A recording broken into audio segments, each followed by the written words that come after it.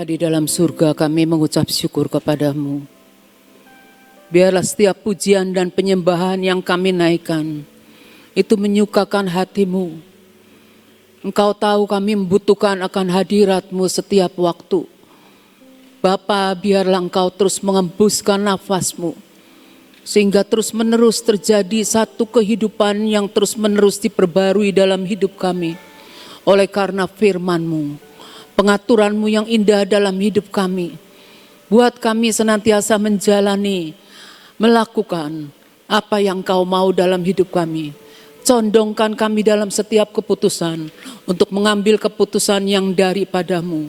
Condongkan hati kami ya Tuhan, kami memohonkannya kepadamu, agar Engkau Tuhan dipermuliakan dalam hidup kami.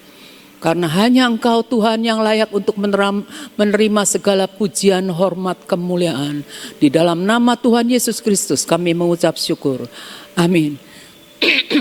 Shalom saudara-saudara, kita akan lihat bagaimana efek kejatuhan Adam dalam hidup manusia. Kita tahu apa yang terjadi dengan Adam dan Hawa secara rohani karena kejatuhannya, yaitu waktu dia tidak taat, mentaati apa yang Tuhan mau, yaitu kematian. Kita tahu bahwa kesatuan dengan Tuhan pada waktu Adam dan Hawa jatuh itu terputus, sehingga mereka terpisah dari Tuhan, dari hadirat Tuhan. Kalau kita lihat di Kejadian 2 ayat 17. Tetapi pohon pengetahuan tentang yang baik dan yang jahat itu janganlah kau makan buahnya. Sebab pada hari engkau memakannya pastilah engkau mati. Matinya itu kita tahu bahwa mati bukan secara fisik tapi secara rohani. Karena terputus hubungan dengan Tuhan. Jauh dari hadirat Tuhan. Nah, kalau kita lihat lagi Adam dan Hawa itu kan secara fisiknya sih diusir dari Taman Eden ya. Kita mewarisi kehidupan jasmani dari orang tua kita. Kita juga mewarisi kematian rohani dari mereka, dari orang tua kita. Kita lihat Roma 5 ayat 12. Roma 5 ayat 12 ya. Sebab itu sama seperti dosa telah masuk ke dalam dunia oleh satu orang, yaitu Adam pertama. Dan oleh dosa itu juga maut. Demikianlah maut itu telah menjalar kepada semua orang. Termasuk orang tua kita ya. Nah, orang tua kita warisin kepada kita. Karena semua orang telah berbuat dosa. Terus yang 1 Korintus 15. Sebab sama seperti maut datang karena satu orang manusia, demikian juga kebangkitan orang mati datang karena satu orang manusia. Nah, kita tahu bahwa kita itu kita semua itu karena dosa kita mati, tetapi puji nama Tuhan, Bapa punya perencanaan yang luar biasa dalam hidup setiap kita. Nah, Bapa mengirimkan putranya Tuhan Yesus Kristus. Yesus itu datang dan dia berkata, aku ini kebangkitan dan hidup. Siapa yang menerima Yesus, yang sudah mati rohani ini bisa dibangkitkan. Bisa dibangkitkan, mengalami kebangkitan, mengalami hidup yang dibangkitkan. Terus ayat 22. Karena sama seperti semua orang mati dalam persekutuan dengan Adam, ya, semua orang mati dalam persekutuan dengan Adam. Jadi orang tua kita juga mati dalam persekutuan dengan Adam ketika melahirkan kita. Kalau orang tua kita ini belum dalam Tuhan ya. Demikian pula semua orang akan dihidupkan kembali dalam persekutuan dengan Kristus. Jadi setiap orang harus memiliki persekutuan dengan Kristus. Memiliki hubungan dengan Kristus, maka kita akan dihidupkan kembali. Nah, oleh karena itu setiap manusia dilahirkan ke dunia tetapi mati rohani, secara rohaninya mati, terpisah oleh Allah karena dosa dari manusia pertama. Kita lihat Efesus 2 ayat 1. Kamu dahulu sudah mati karena pelanggaran-pelanggaran dan dosa-dosamu. Ya. Terus kita lihat juga pada waktu kejatuhan daripada Adam ini, Adam dan Hawa ini kehilangan pengetahuan akan Allah karena dia itu jatuh dalam dosa. Jadi tadinya dia mengenal Allah tapi kemudian dia kehilangan. Kita lihat di Kejadian 3 ayat 7 sampai 8. Maka terbukalah mata mereka berdua dan mereka tahu bahwa mereka telanjang. Ini pada waktu mereka tidak taat memakan buah itu ya. Mereka menyadari bahwa mereka telanjang. Lalu mereka menyemat daun pohon ara dan membuat sawat. Jadi dia menyemat daun pohon ara itu yang melakukannya manusia pertama sendiri ya. Dia menyemat daun pohon ara. Dia usaha dia untuk menutupi akan rasa dosanya gitu ya. Terus kita lihat lagi, karena mereka itu ketika mereka menyemat daun pohon ara, mereka itu kan mendengar bunyi langkah Tuhan Allah yang berjalan-jalan dalam taman itu pada waktu hari sejuk. Bersembunyilah manusia dan istrinya itu terhadap Tuhan Allah di antara pohon-pohonan dalam taman.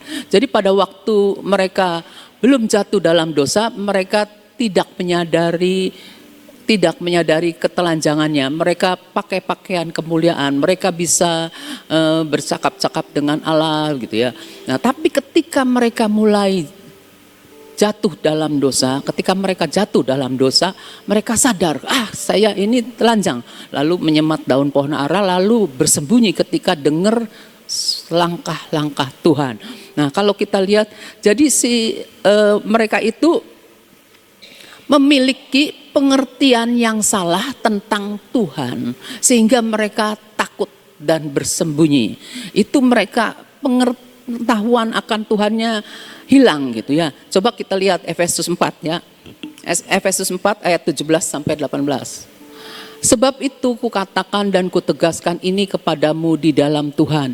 Jangan hidup lagi sama seperti orang-orang yang tidak kenal Allah.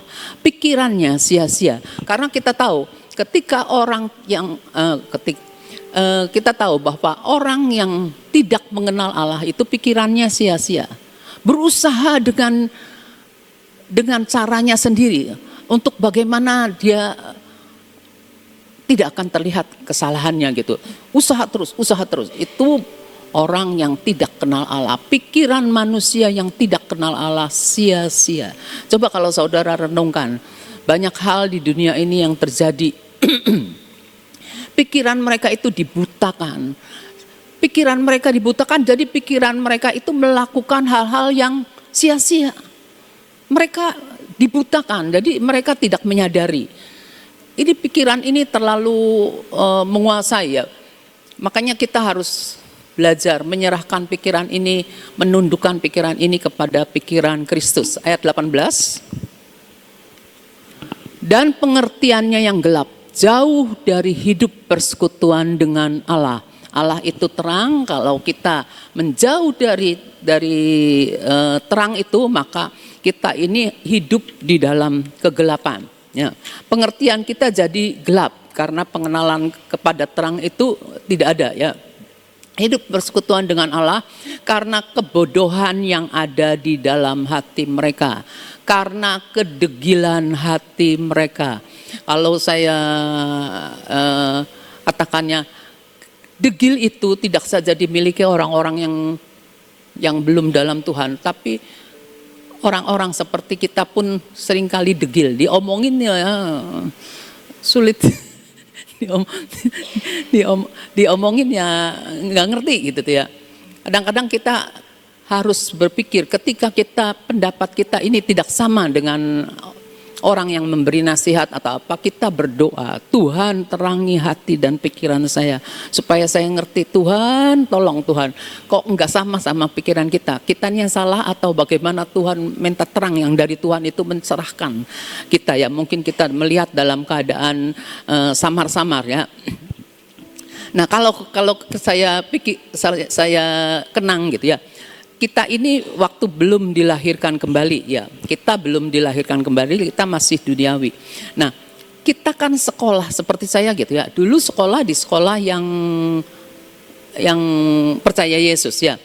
Saya dikasih pelajaran tentang agama gitu ya. Saya mulai tahu bagaimana Tuhan itu. Sesuatu kita tahu sesuatu tentang Tuhan. Hanya sekedar tahu, tetapi tidak mengenal Tuhan dan tidak memiliki hubungan dengannya. Nah, saya di sini ingat pada waktu itu saya istilah buat saya pribadi nih, saya sudah kenal Tuhan, tapi saya tidak memiliki hubungan dengan Tuhan kecuali hubungan saya liturgi yang diadakan gitu ya. Tapi ketika saya terima Tuhan, saya mulai memiliki hubungan kok beda ya. Ada perbedaan antara sekedar melakukan liturgi dan kebiasaan gitu ya, agamawi gitu ya. Tapi setelah memiliki roh Tuhan itu terang. Jadi roh dengan roh kita nih dihidupkan kembali, benar-benar kita ngalami kelahiran kembali.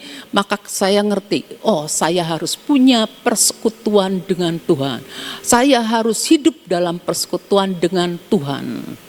Baru bisa mengenal dengan benar Allah itu seperti apa, Allah itu apa, Allah itu siapa, Allah itu pribadi yang bagaimana.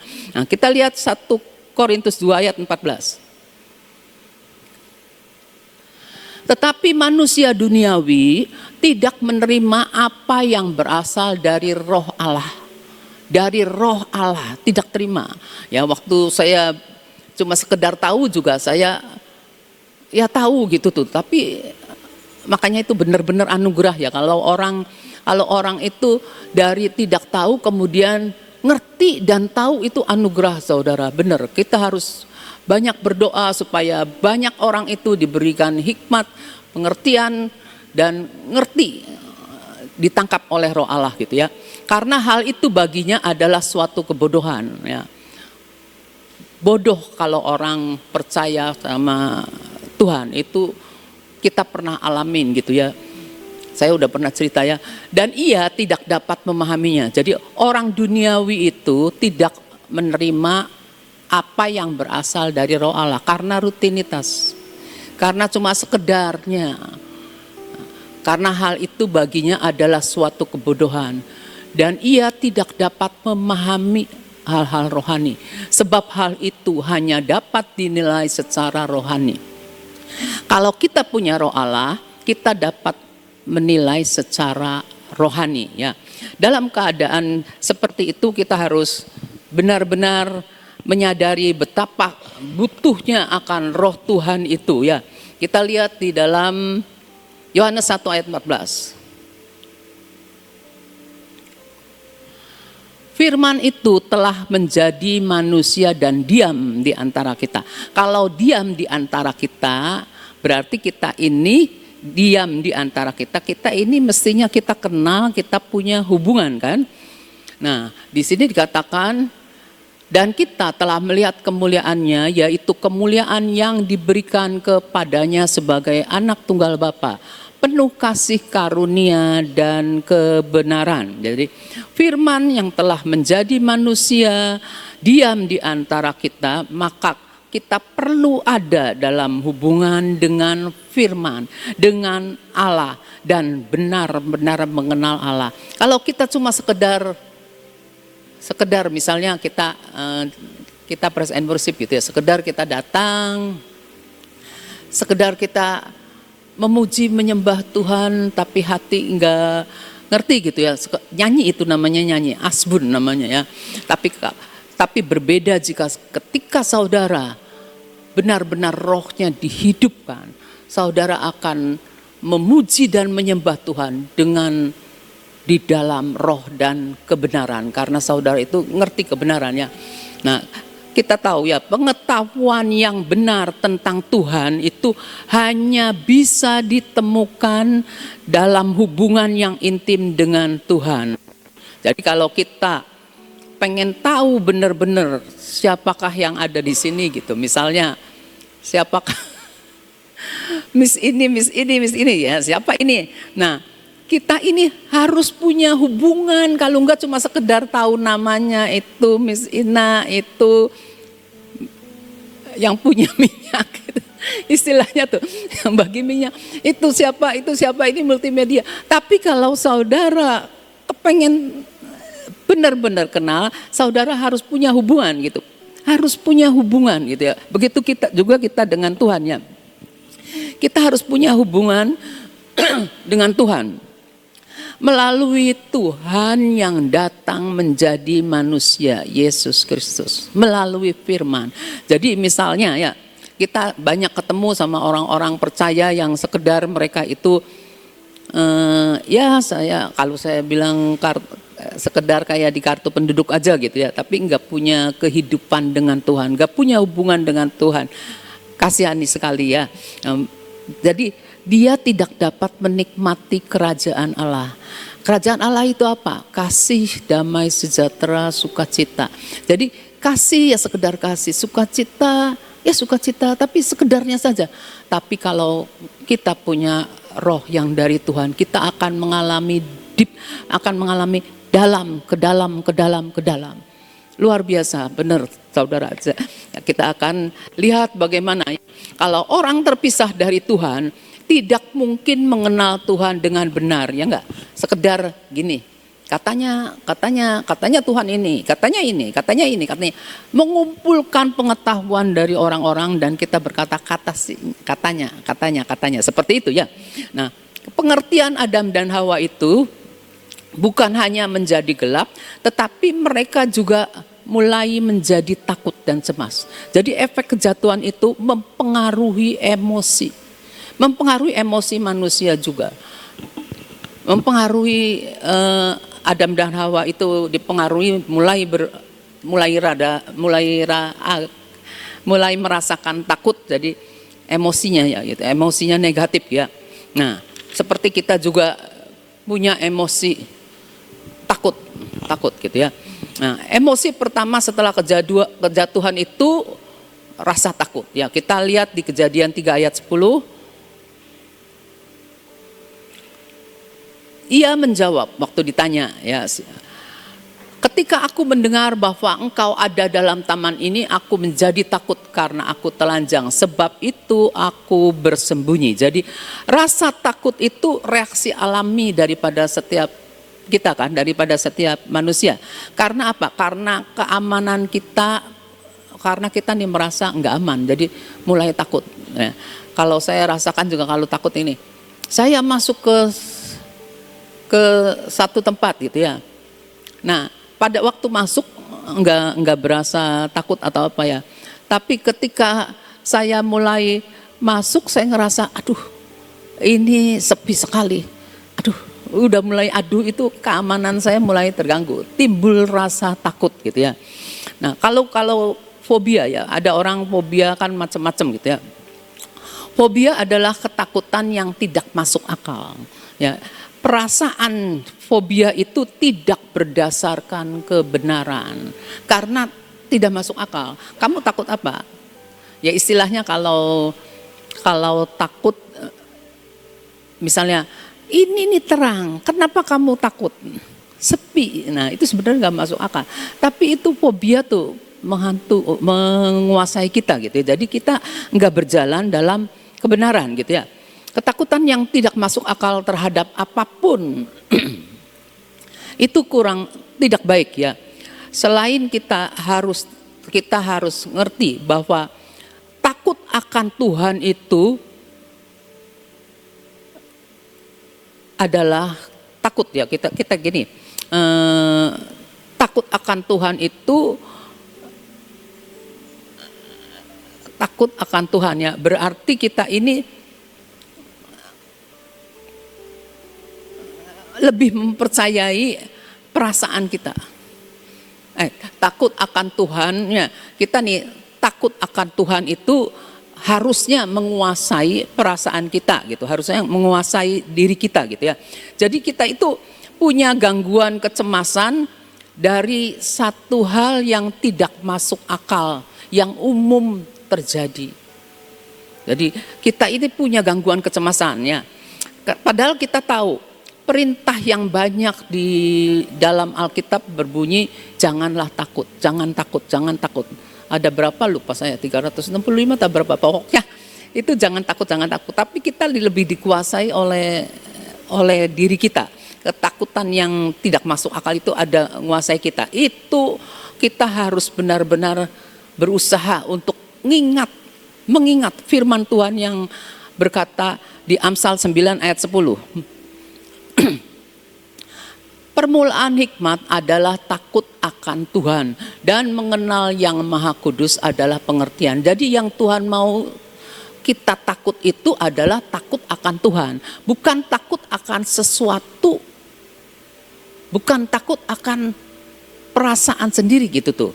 Jadi kita harus tahu, oh saya harus takutnya akan Tuhan saja. Jadi semua ketakutan yang mencekram saya, karena kita tahu roh ketakutan bukan berasal dari Tuhan. Jadi kita hanya harus takut, wajib takut akan Tuhan saja, bukan kepada hal-hal lain. Apakah itu masa depan, apakah hari esok, tidak usah takut. Karena Tuhan berkata jangan takut, jangan takut. Kita harus mengingat Tuhan menyertai kita, Tuhan yang menyediakan segala sesuatu, Tuhan yang akan menyingkirkan semua rintangan-rintangan. Kita akan maju bersama dengan Tuhan, menerobos segala hal yang tidak mungkin jadi mungkin karena saya percaya sama Tuhan.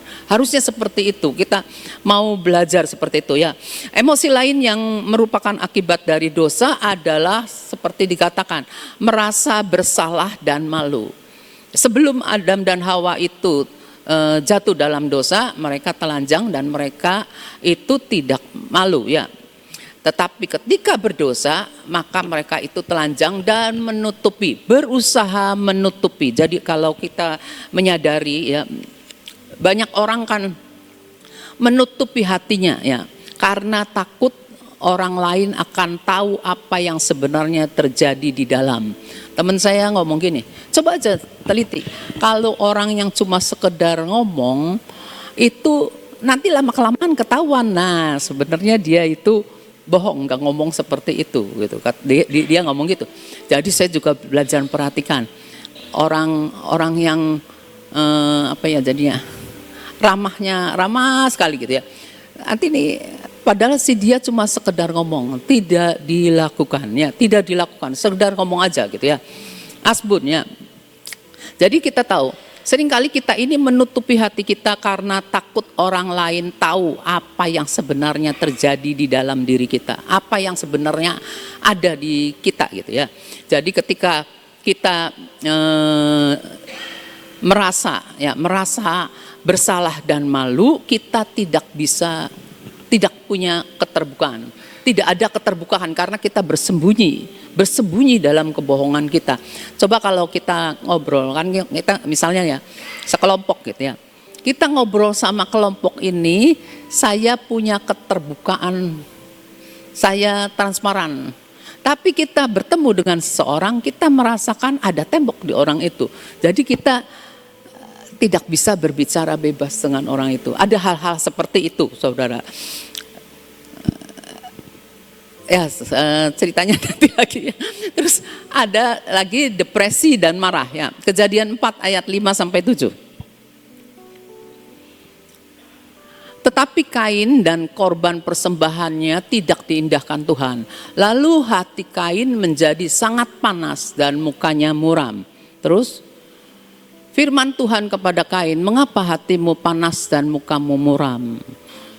Apakah mukamu tidak akan berseri jika engkau berbuat baik?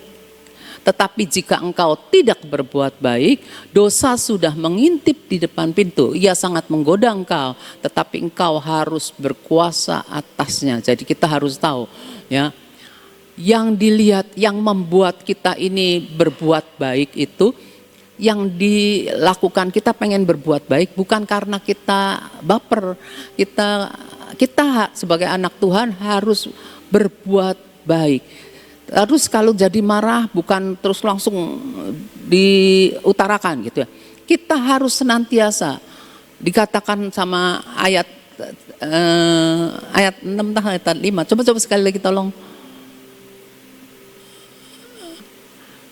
Mengapa hatimu panas dan mukamu muram? Hatinya panas, mukamu muram. Terus ayat 7,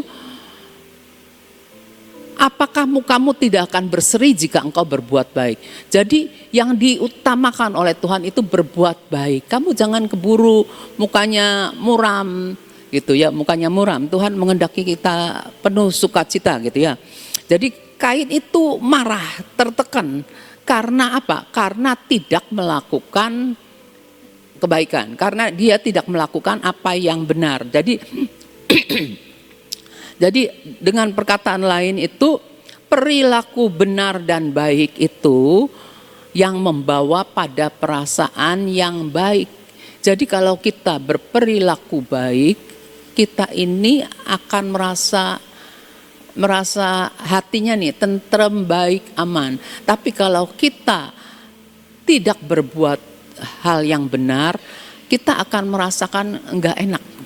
Nah, jadi kita juga enggak boleh, misalnya kita, aduh perasaan saya ini enggak enak nih sama si A gitu ya. Terus kita langsung melakukan hal-hal yang ada di hati kita. Enggak begitu. Kita harus minta supaya biarlah Tuhan tolong supaya jangan dosa itu udah mengintip lalu kita melakukannya, jangan. Ya, di sini dosa sudah mengintip depan pintu, ia sangat menggoda engkau, tetapi engkau harus berkuasa atasnya. Kita harus berkuasa atas semua depresi atau kemarahan, harus berkuasa. Ya, jadi jangan lakukan hal-hal yang Tuhan tidak suka ya. Yohanes 3 ayat 17 ayat terakhir. Yohanes 13 ayat 17. Jikalau kamu tahu semua ini, maka berbahagialah kamu jika kamu melakukannya. Jadi Tuhan mau kita melakukan hal-hal yang baik. Jangan kita terpengaruh perasaan marah, emosi yang dibawa akibat dosa, lalu kita melakukan hal-hal itu. Enggak, kita harus bisa menguasainya ya. Kita tahu bahwa depresi itu paling sering merupakan hasil dari mengalami kehilangan dalam hidup kita yang bisa nyata sekali ya. Jadi kita pernah kehilangan, kita depresi karena terlalu dipikirin gitu ya, terlalu pikirin, jadi ngerasa depresi ya, merasa ada ancaman, apalagi kalau kita membayangkan, wah nanti ini, wah dijauhkanlah kiranya ya. Lalu nanti perasaan depresi itu membuat kita tidak berdaya, membuat kita putus asa. Orang yang depresi itu memiliki pandangan negatif tentang diri orang lain, tentang diri sendiri, dan tentang sekitarnya dan masa depan. Jadi efek daripada kejatuhan Adam itu adalah depresi, marah, takut, malu. Nah, semuanya itu kita sudah terima Tuhan, kita terapkan firman Tuhan. Karena kita tahu firman itu yang menguasai kita. Firman itu harus yang menguasai kita. Dan kita harus melakukan apa yang firman katakan. Belajar semuanya itu. Termasuk saya juga harus belajar dari semua ketakutan-ketakutan yang ada. Terima kasih, Tuhan berkati. Tadi yang disampaikan terakhir dari Ibu Abigail. Sebenarnya setiap orang ya itu punya cenderung ya, punya tendensi untuk bisa depresi. Setiap orang ya, baik orang kaya, orang miskin, orang apapun ya, ada yang namanya perasaan depresi itu ada. Tapi kalau kita itu yang sudah agak condong kepada depresi, kita akan mengakibatkan terus jatuh. Nah, tadi diceritakan bagaimana orang depresi itu ada suatu tekanan dalam kehidupan. Saya kemarin lagi mendengarkan kesaksian Pak Yusuf Roni. Saudara tahu kan siapa Pak Yusuf Roni? Dia adalah seorang yang dari agama seberang, akhirnya dia itu jadi anak Tuhan. Terus masuk penjara 6 tahun. Nah, di situ dia cerita begini. Pada waktu itu saya tuh merasakan bahwa saya mengambil keputusan untuk dari kepercayaan saya yang lama masuk di dalam kekristenan dengan suatu konsep Dia bilang begitu. Konsepnya adalah ini benar, betul, ini jalan yang benar. Saya sudah pelajari dan saya mengambil keputusan ini benar. Nah, sesudah itu kan dia, tapi kok dia masuk penjara gitu, hanya karena berpindah kepercayaan kok jadi masuk penjara. Nah, dalam keadaan seperti itu yang apa yang dia rasakan. Lalu dia itu punya konsep. Nah, biasanya orang depresi itu disebabkan karena punya konsepnya nggak jadi. Lama-lama depresi ya. Dia katakan, wah, saya ditangkap, nggak apa-apa.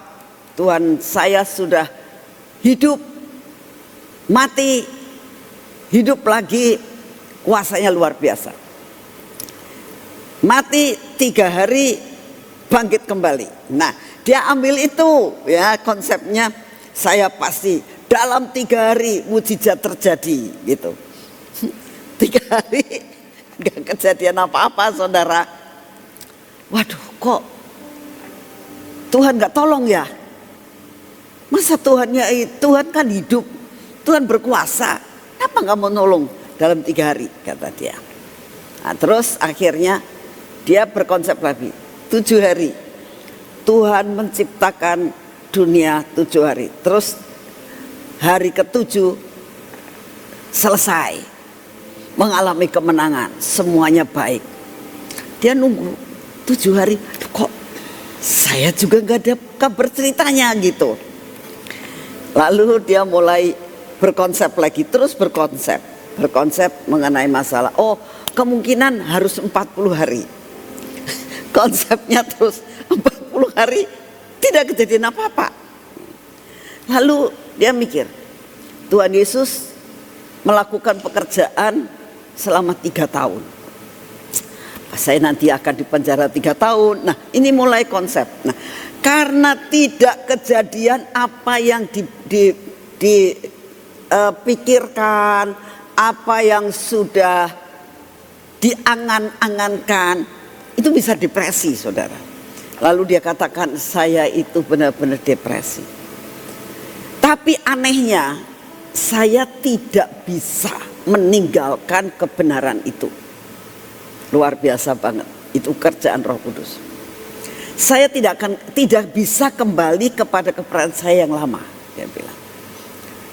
Aneh, karena saya tahu persis, saya pindah ini dengan sesuatu penyelidikan yang benar, dengan suatu keputusan yang matang, karena saya belajar dari yang lama dan yang baru, dan saya sudah tahu persis inilah kebenaran.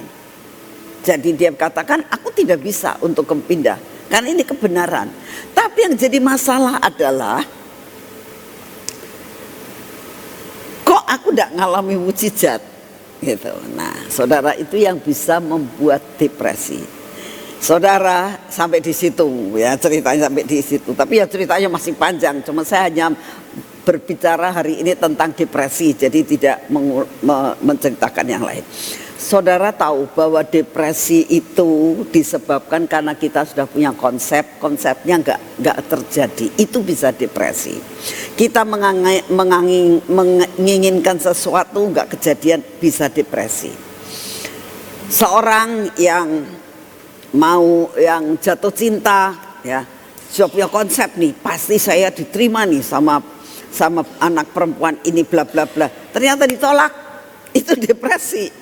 Bisa depresi, ya. Banyak hal yang terjadi bisa depresi. Tapi satu perkara kita tahu bahwa akibat daripada depresi itu salah satunya itu ketakutan tadi. Ya. Jadi merasa dirinya takut, jadi mengambil keputusan lagi kemungkinan takut karena trauma dalam kehidupannya. Nah, ketakutan itu akhirnya apa yang terjadi? Ya, tambah lama tambah depresi. Satu perkara kita tahu. Apa yang membuat kita bisa keluar dari depresi? Kebenaran. Baca firman Tuhan, lihat kebenaran. Nah, kesimpulan daripada Pak Yusuf Roni mengatakan begini. Sesudah saya tahu, ya, lalu Tuhan bicara kepada saya dengan melalui kitab Ayub, kata dia. Lalu setelah kitab Ayub ini, iya ya, Ayub tuh juga nggak salah apa-apa gitu. Tapi Tuhannya kok nggak tolong gitu loh. Dia bilang, sampai mengalami perkara-perkara begitu, sampai di titik nol, rasanya tidak tolong. Tapi ayat terakhir daripada Ayub, dia mengatakan, hanya dengan kata orang, aku tahu siapa engkau. Tapi saat ini aku tahu sendiri, aku mengalami engkau dalam hidupku. Nah, dia bilang, Tuhan akan membuat saya mengalami bersama dengan Tuhan. Aku akan jalani saja. Setahun, 2 tahun, dia bilang, aku akan jalani. Saya akan terus, dia bilang, untuk bisa memahami Tuhan, mengenal siapa Tuhan saya yang sebenarnya. Luar biasa banget. Ini panggilan, saudara. Itu yang buat dia keluar daripada depresi. Dia tidak menyangkal Tuhan, dia tidak kembali kepada perkara yang lama. Malah dia tahu, ini Tuhan sedang membuat saya untuk punya keintiman dengan Tuhan, mengenal lebih lagi tentang Tuhan. Dan akhirnya sampai dia seperti Ayub 42 ayat 5 dikatakan, hanya kata orang aku mendengar tentang engkau, tetapi sekarang mataku sendiri memandang engkau.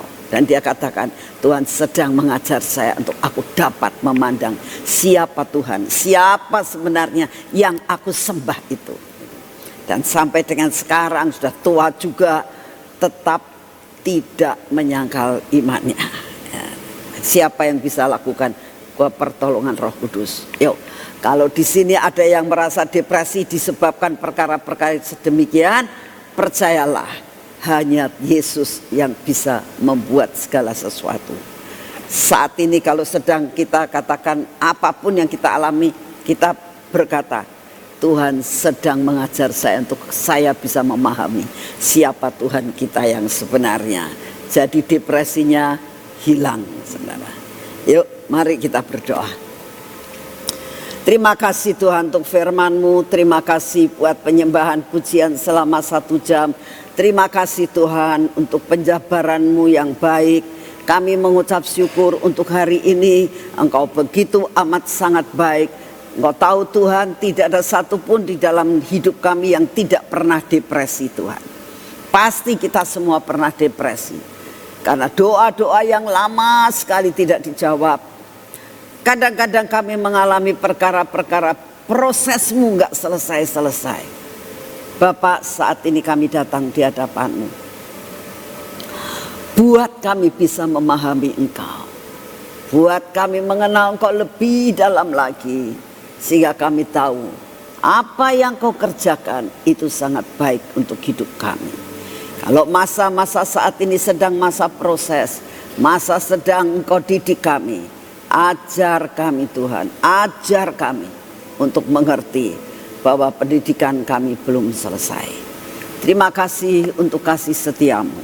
Bapa yang di surga, saat ini kami tetap berdoa untuk pemerintahan negara kami ya Tuhan, yang baru berjalan beberapa bulan ini.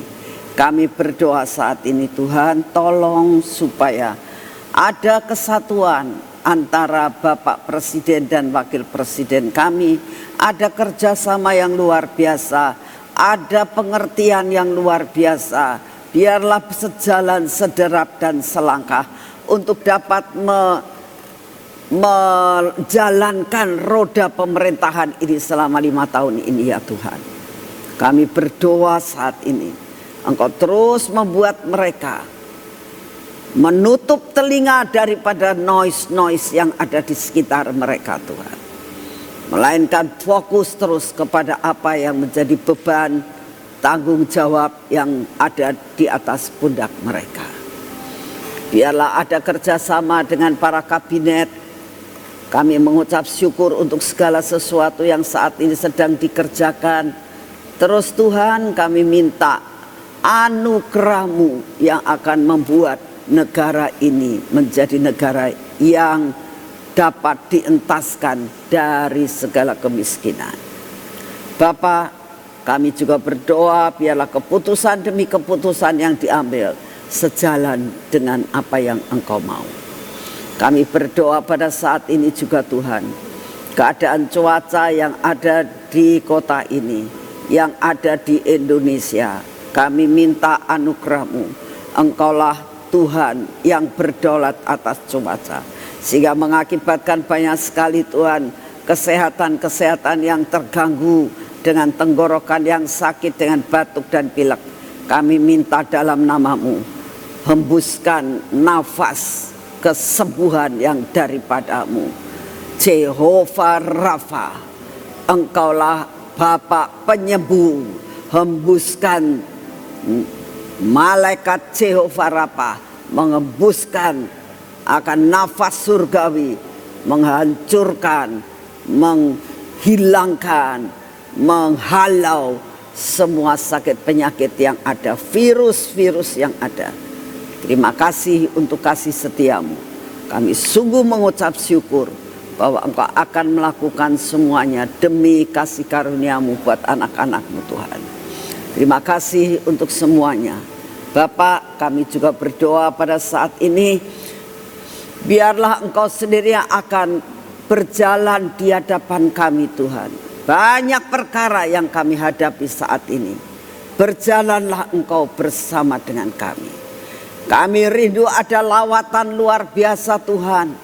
Lawatan jiwa-jiwa harus terjadi di Indonesia, maupun di 5 benua.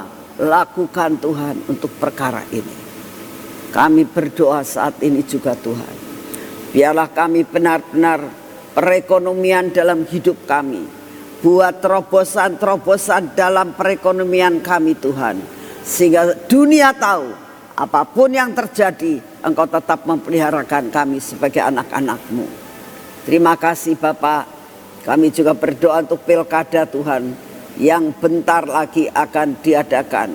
Kami minta di dalam nama-Mu, biarlah damai sejahtera-Mu, keamanan terjadi di Indonesia, keamanan terjadi di setiap provinsi, setiap kota madya, setiap kabupaten. Engkau turunkan damai sejahtera-Mu Tuhan. Tidak ada perpecahan, tidak ada roh persaingan yang tidak sehat. Kami minta di dalam nama-Mu, Engkau yang akan memilihkan kepala-kepala daerah yang pas di hati-Mu ya Tuhan. Kami menyerahkan semuanya ke dalam tangan-Mu. Sampai selesai segala-galanya Tuhan, Engkau yang akan memberikan keamanan. Terima kasih Bapak, terima kasih. Kami juga berdoa saat ini untuk seluruh pejabat yang ada. Berikan pikiran yang baru Tuhan. Damai sejahtera-Mu turunkan. Kami sangat rindu Tuhan, bahwa pikiran Kristus memasuki hidup mereka. Bekerja hanya untuk kepentingan rakyat. Lepaskan Tuhan daripada cara berpikir untuk kepentingan diri sendiri. Terima kasih Bapak. Ini doa yang kami naikkan di hadapan-Mu. Dan saat ini kami butuh akan daya tahan tubuh yang baru. Berikan kepada kami Tuhan. Kami terima daya tahan tubuh yang baru yang daripada-Mu. Masuk dalam hidup kami. Sehingga kami menjadi kuat dan sehat. Terima kasih untuk semuanya. Terima kasih Tuhan. Di dalam nama Tuhan Yesus. Mari kita masuk dalam pengurapan. Tinggalan punya saya. Yuk.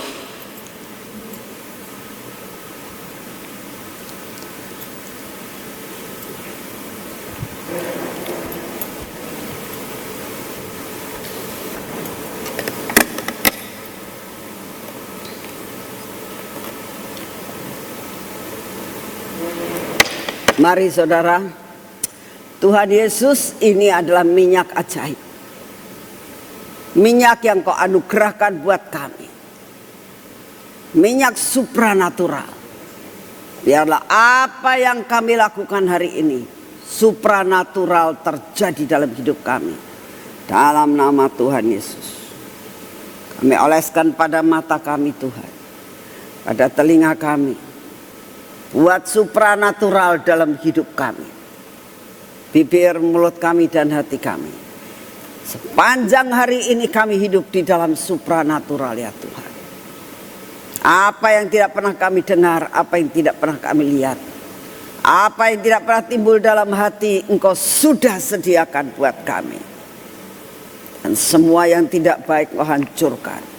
Semua roh depresi, semua roh keraguan-raguan akan Engkau semua dihancurkan. Tuhan, Kau berkati tangan kami. Ya, tangan kami ini adalah tangan yang akan berjalan dan mengerjakan segala sesuatu dalam dimensi supranatural. Ini kaki kami Tuhan. Kau berkati kaki kami. Untuk kami juga berjalan dalam rule yang daripadamu. Tidak menyimpang ke kanan dan ke kiri. Hidup benar di hadapanmu. Hari ini kami mengucap syukur karena Engkau sedang menyediakan perkara yang ajaib buat kami. Dalam nama Tuhan Yesus. Amin. Selamat pagi, Tuhan memberkati saudara semuanya.